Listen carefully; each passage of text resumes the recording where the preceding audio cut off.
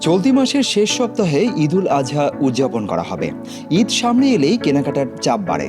পরিকল্পনা ছাড়া বাজারে গেলে প্রয়োজনের চেয়ে বেশি খরচ হয়ে যায়। কোরবানির পশু কেনা ছাড়াও পোশাক কিনে থাকেন অনেকেই। এছাড়া মুখরোচক খাবারেও খরচ হয়। একটু কৌশলী হলে কেনাকাটার আনন্দও থাকবে, সাশ্রয়ও হবে। এবার দেখা যাক সেই কৌশলগুলো কি কি। কেনাকাটার তালিকা করুন।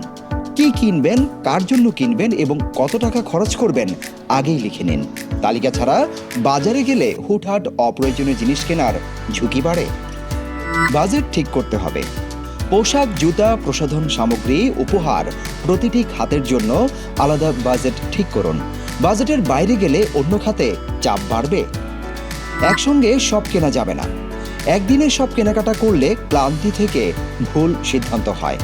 সময় নিয়ে ধাপে ধাপে কিনলে দাম যাচাইয়ের সুযোগ থাকে। অনলাইন কেনাকাটায় দাম যাচাই করুন। একই পণ্যের দাম বিভিন্ন দোকান ও অনলাইন প্ল্যাটফর্মে আলাদা হতে পারে। কেনার আগে অন্তত 2-3 জায়গার দাম তুলনা করুন।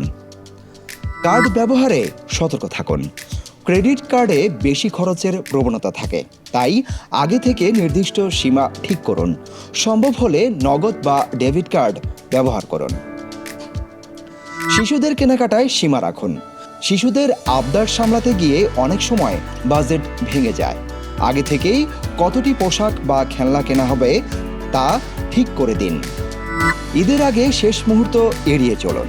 শেষ সময়ে বাজারে ভিড় বাড়ে, দরদাম করার সুযোগ কমে যায়।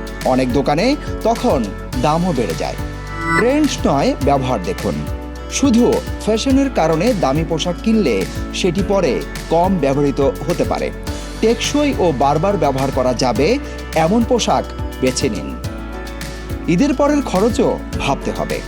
ঈদের পর স্কুলের বেতন, বাড়ি ভাড়া সহ অন্যান্য মাসিক খরচ থাকে, তাই পুরো টাকা ঈদের কেনাকাটায় খরচ না করাই ভালো।